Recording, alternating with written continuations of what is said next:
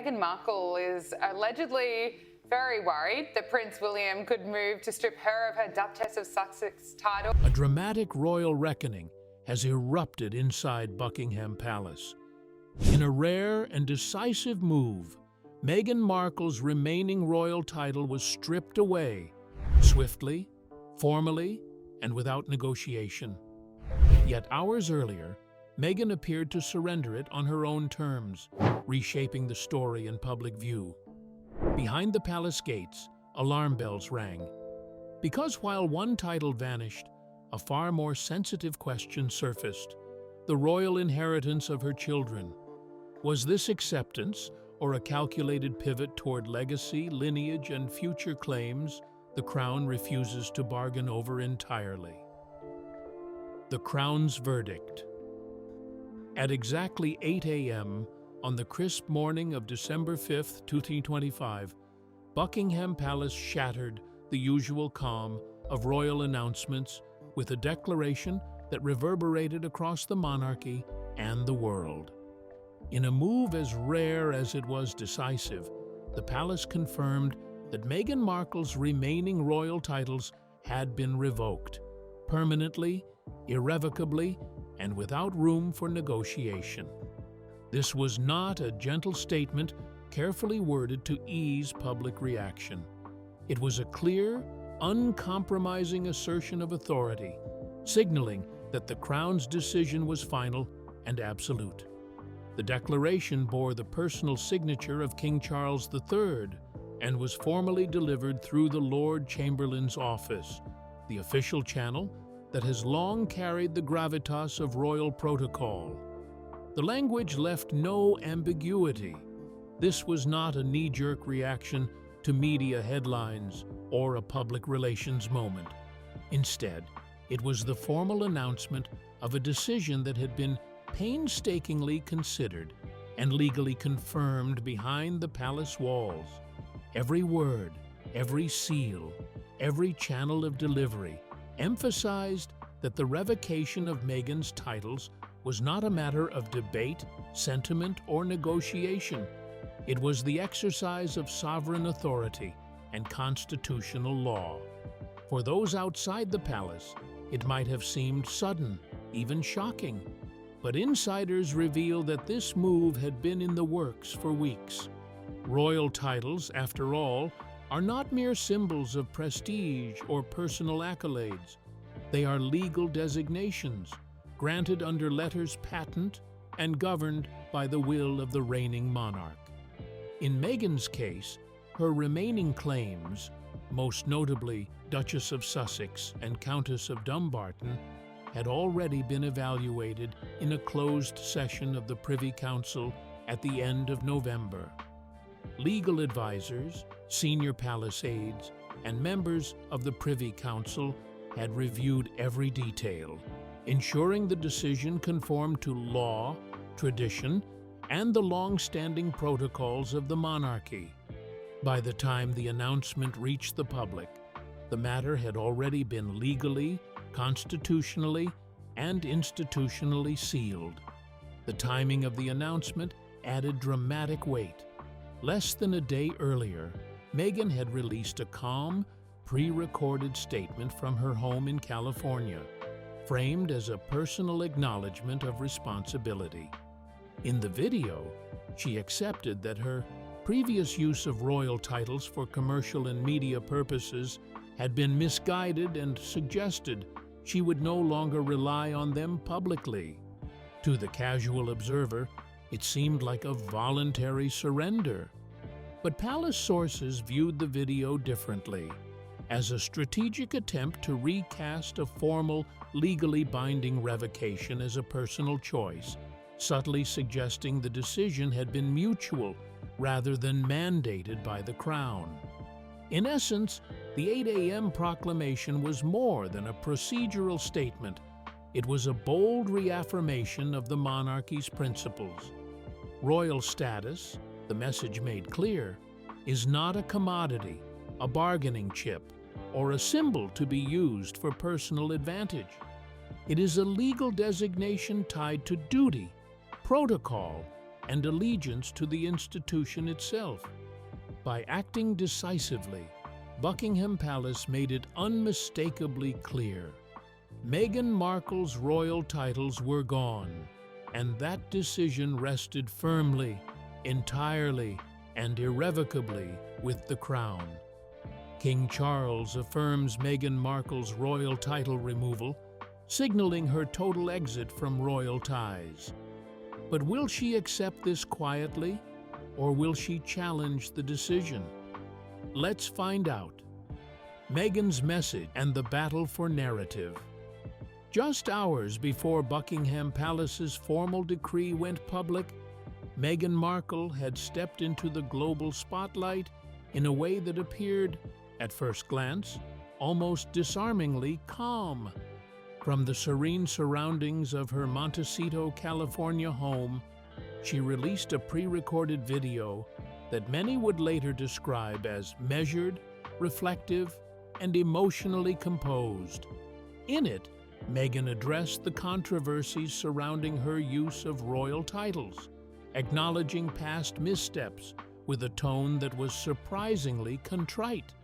She conceded that leveraging her royal status for commercial projects, media appearances, and brand collaborations had been misguided. In her statement, she went further. She promised to stop using all royal titles in her personal, professional, and public endeavors. To an audience outside the palace walls, the message appeared to signal surrender, a graceful, almost humble concession to the authority of the Crown. Meghan's demeanor, her careful choice of words, and the calm certainty of her delivery suggested that she was stepping back willingly, offering the public a narrative of personal accountability. Social media buzzed immediately, with commentators framing it as a rare moment of humility from a figure long criticized for public defiance and media manipulation. Yet behind the gilded walls of Buckingham Palace, the response was starkly different. Palace insiders, legal advisors, and constitutional experts interpreted Meghan's video not as a simple surrender, but as a highly strategic maneuver. To them, the message was less about contrition and more about optics, a calculated effort to reshape the narrative surrounding her legal status. By framing the revocation of her titles as a voluntary decision, she subtly suggested that the Crown's actions were, in effect, an agreement rather than a mandate, an arrangement rather than a declaration of sovereign authority. This distinction, while nuanced, carried immense implications. It implied consent where there had been none, partnership where there had only been direction. The timing of the video heightened its impact. Released just hours before the official palace statement, it positioned Meghan's personal narrative in the public eye first, giving viewers the impression that she had willingly stepped away from royal privileges. Observers noted the deliberate absence of any defensive language, the absence of dramatization or emotional theatrics that had characterized past interviews. It was a meticulously crafted performance, one that blended personal reflection with strategic messaging, softening the legal and constitutional finality that the palace had prepared to announce. For palace officials, however, this attempt at narrative control only underscored the necessity of a formal, unmistakable response. Meghan's carefully measured words, though emotionally resonant, could not overwrite the legal reality. Royal titles are not personal possessions or negotiable favors. They are sovereign designations, granted and revoked at the discretion of the reigning monarch. Her video may have aimed to recast a decree as choice, but Buckingham Palace knew that public perception must never blur with constitutional authority. In the end, Meghan's pre-recorded message was a masterclass in subtlety, a blend of maternal concern, public humility, and strategic positioning. To the outside world, it read as surrender. To the palace, it was a clear reminder that narrative control and legal authority often clash in the most delicate of institutions. The calm, measured tone could not conceal the deeper tensions. A legal revocation, framed as a voluntary step, had set the stage for one of the most closely watched and scrutinized royal clarifications in recent memory. The decision to remove Meghan's royal title was accepted by her without challenge. But what process took place before the removal? Could the monarchy show any sentiment toward her? Now, let's uncover how the crown cemented Meghan's fate. Titles, law, and the limits of choice. Within the hallowed walls of Buckingham Palace, the matter of royal titles is never taken lightly. Far from mere symbols of prestige or honorary gestures, the palace stressed that these designations carry the weight of law and centuries of constitutional precedent. They are not personal possessions that can be traded, bartered, or surrendered at will. Royal titles exist as legal instruments, formally granted under letters patent, and their use, revocation, or modification rests entirely at the discretion of the reigning monarch. In essence, they are expressions of sovereign authority, not tokens of personal favor or sentiment. In Meghan Markle's case, this principle was made abundantly clear. Her remaining titles, the Duchess of Sussex and Countess of Dumbarton, had been under careful review by the Privy Council, the monarchy's highest advisory body, during a closed session on November 30, 2025. The session itself, conducted behind tightly guarded palace doors, was meticulous in its attention to both legal precedent and institutional integrity. Each clause, each historical reference, and each implication of precedent was weighed against the delicate balance of family, tradition, and constitutional law. By the conclusion of this confidential review, the Council had reached a decision. Meghan's remaining royal titles would be permanently revoked, not as a matter of punishment, but as an act of clarity and legal correctness. Days later, a formal document bearing the seal of King Charles III solidified this decision, leaving no room for ambiguity. The revocation was not reactive, nor was it subject to reinterpretation based on public opinion or media narratives. It was final, legally binding, and entirely consistent with centuries of royal governance. By the time Meghan's pre-recorded video message aired in California, in which she spoke softly about stepping back and accepting responsibility, the matter had long been decided. Her words, carefully measured and emotionally nuanced, could not alter what had already been determined through legal and constitutional channels. The distinction between public perception and constitutional reality is crucial. While Meghan's video may have been perceived as a graceful surrender, an act of contrition, or a voluntary withdrawal from royal privilege, palace officials viewed it differently. To the Crown, the narrative she presented risked suggesting that the decision was collaborative, that it had been reached through mutual agreement rather than sovereign authority. This subtle implication, though seemingly minor, had profound implications for the monarchy.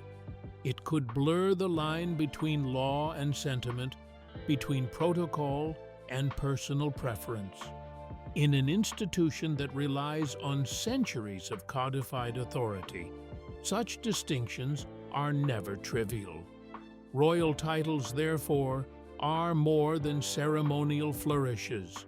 They are markers of duty, service, and constitutional responsibility. They are entrusted only to those who are bound by the rules of the Crown and are withdrawn when those rules are not met or are intentionally bypassed. In Meghan's scenario, The revocation was as much about preserving the integrity of the monarchy as it was about defining her relationship with the institution. The decision was not personal, not emotional, and certainly not negotiable. Law, not sentiment, had spoken. Public gestures, media statements, or heartfelt appeals could not rewrite what had already been formally and irrevocably settled. In the end, the message was clear. Royal authority is absolute. Titles are not possessions, and the Crown's legal instruments operate independently of narrative, celebrity, or perception. In Meghan's case, the formal process had run its course, leaving a permanent record that underscored the monarchy's enduring authority over personal interpretation. But what fate now awaits her children? And does she still have concern for them after losing her title? Let's uncover the details. Children and legacy. Even as Meghan Markle publicly stepped away from her remaining royal titles, she made a point to shine a careful, deliberate spotlight on her children, Prince Archie and Princess Lilibet. On the surface, her statements read like a mother's heartfelt plea, a wish for her children to retain a sense of identity and belonging to the family into which they were born. But beneath the soft tones and measured words lay a far more calculated and strategic layer, one that did not escape the scrutiny of palace insiders or constitutional analysts. Archie and Lilibet are not mere bystanders in the royal story. They occupy a legally recognized position within the line of succession. That status, though largely symbolic for now, carries with it long-term implications, particularly when it comes to access to the monarchy's legacy trusts. These trusts, sprawling repositories of wealth, property, and historical assets, are carefully governed by rules and conditions. Access is contingent not only on bloodline, but also on alignment with royal duty, active participation in institutional service, and adherence to protocols established by the Crown. In short, privileges are tied to responsibility. By framing her message around her children, Meghan seemed to navigate a delicate balancing act.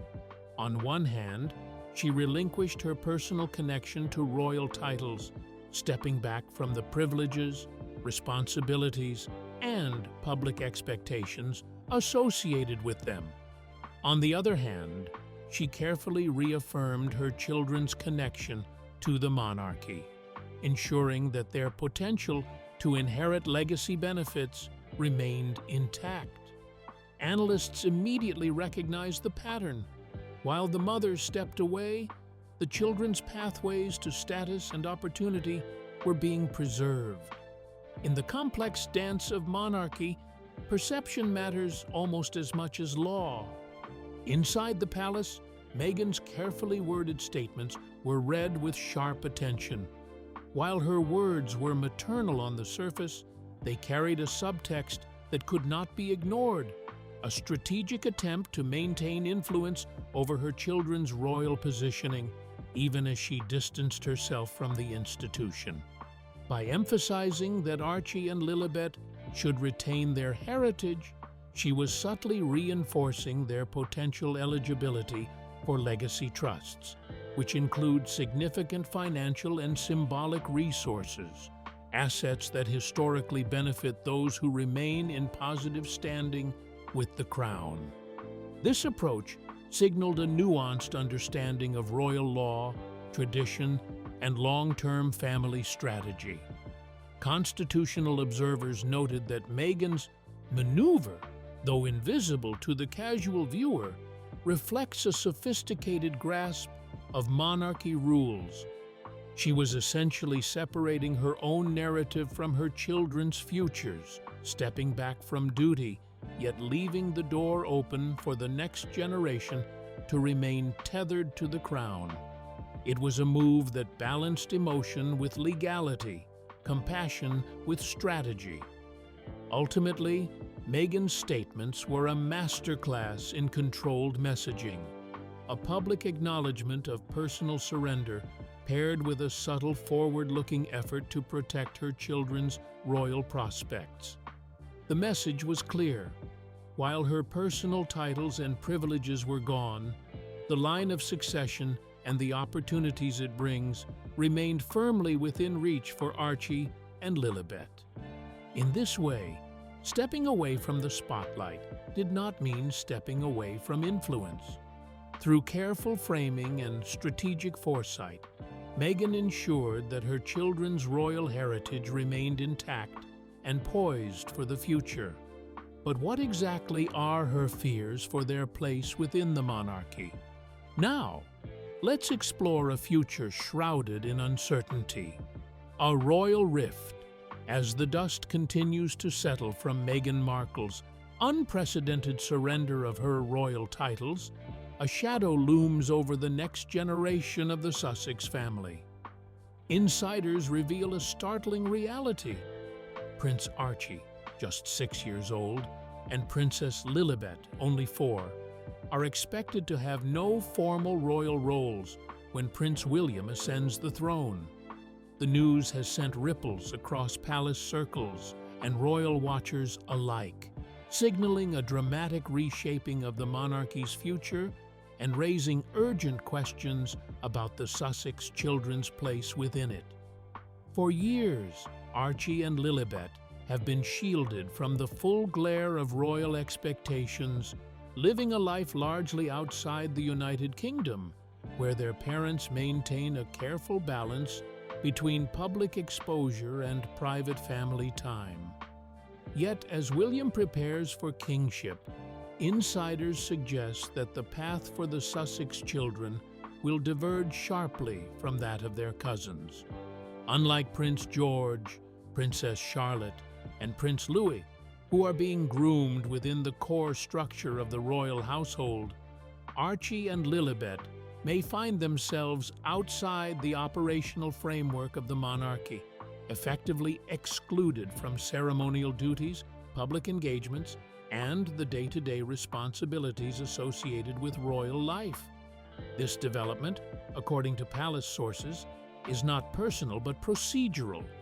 Prince William has been quietly laying the groundwork for a reign that emphasizes clarity, consistency, and institutional cohesion.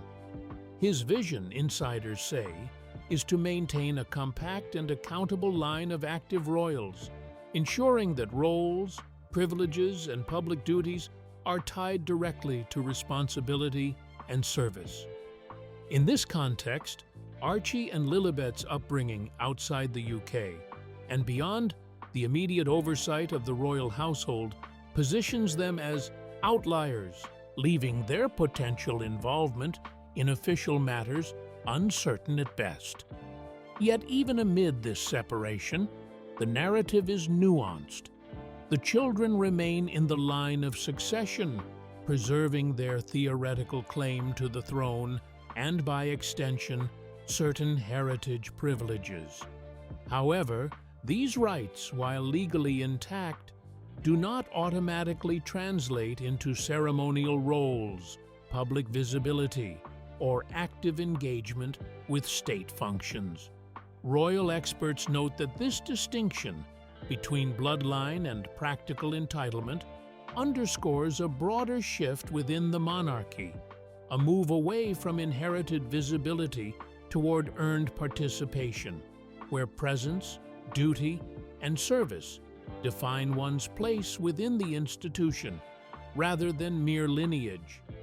For the Sussex family, this raises both practical and emotional questions. How will Archie and Lilibet navigate a childhood partially estranged from their royal heritage? What safeguards exist to ensure they retain meaningful connections to their lineage without occupying formal roles?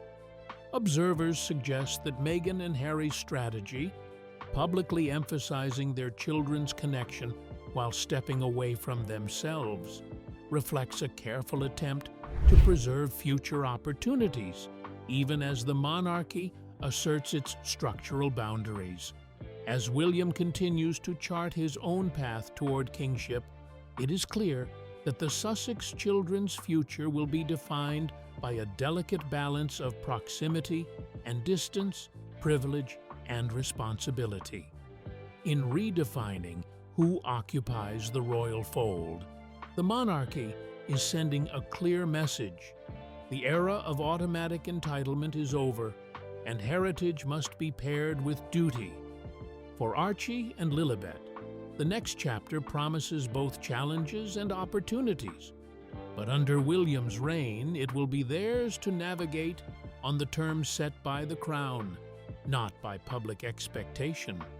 Royal insiders reveal that Prince William doesn't plan to involve Meghan's children when he ascends the throne. Could this be true? And what roles is William currently playing amid Meghan's title removal? Now, let's unravel the redefined crown without ambiguity. Royal authority strikes back. As the drama surrounding Meghan Markle's title renunciation unfolded, the monarchy's firmest response came not from King Charles, but from the pillars of royal authority who embody the institution's continuity, Prince William and Princess Anne. Both moved swiftly and decisively to close any remaining gray areas, leaving no room for ambiguity, negotiation, or reinterpretation. Their actions sent an unmistakable signal. Royal blood alone does not guarantee privilege, protection, or entitlement. Heritage, the crown made clear, is inseparable from responsibility, service, and adherence to centuries of protocol. Prince William, increasingly recognized as the operational anchor for the next generation of the monarchy, approached the matter with quiet authority and deliberate precision. His message, though measured, carried a weight that few could ignore. No individual, regardless of lineage, can leverage public sentiment or media narratives to claim privileges or protections reserved by the crown. In a subtle yet firm recalibration, William emphasized that legacy is conditional. Titles, access to trusts, and ceremonial responsibilities are privileges tied directly to active participation in the duties and obligations of the royal household. This was a lesson both symbolic and practical, reminding all observers that service, not sentiment, forms the true currency of the monarchy. Princess Anne, long regarded as the crown's sharpest advocate for clarity and legal precision, reinforced this position with rare public declarations. Through carefully worded statements, she dismantled any suggestion that Meghan's maternal framing could translate into entitlement for her children without adherence to institutional rules. Anne highlighted the distinction between guardianship and inheritance, making it clear that minor heirs, regardless of public appeal or familial pressure, must follow the same strict framework imposed upon all royals. Heritage, she stressed, cannot be separated from duty.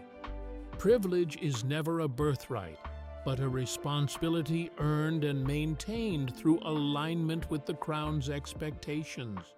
Meanwhile, Prince Harry found himself in a uniquely precarious position. For years, he had navigated a delicate balance between family loyalty, personal autonomy, and public perception. Now, confronted with the unambiguous authority of William and Anne, he faced a profound reckoning. Caught between two worldviews under the same roof, he could no longer rely on ambiguity or private compromise. The monarchy, through its most steadfast figures, had chosen clarity over negotiation, precedent over personal sentiment, and law over emotion. It was a calculated move designed not to punish, but to protect the institution's integrity and ensure that the rules governing royal privilege remained inviolate. In drawing new lines around the monarchy, Prince William and Princess Anne showed the world that the crown's power is exercised not through drama or revenge, but through steady principles, established law, and unwavering determination. They made it clear that royal heritage matters only when matched with responsibility, that protection cannot be bartered for attention, and that the true strength of the monarchy lies in consistent duty. Public opinion and personal stories may sway hearts, but only adherence to tradition and service preserves the crown's enduring authority. The message echoed well beyond Buckingham Palace, sending a clear signal to the world. In this new era of royal history, there is no room for ambiguity. The monarchy has made it unmistakably clear that its authority, traditions, and legacy are absolute, non-negotiable, and not open to personal interpretation. This decisive stance sets a definitive blueprint for the future, emphasizing duty, institutional order, and the careful preservation of royal heritage for generations to come. So, what do you think about Meghan accepting the loss of her royal title? Could she still claim royal inheritance despite it? We would love to hear your thoughts in the comments below. Don't forget to like and subscribe.